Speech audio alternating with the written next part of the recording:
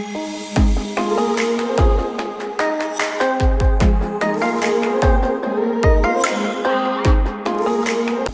aqui no condomínio O Bosque, hoje o condomínio mais central da cidade de Gramado. Vem comigo conhecer esse terreno.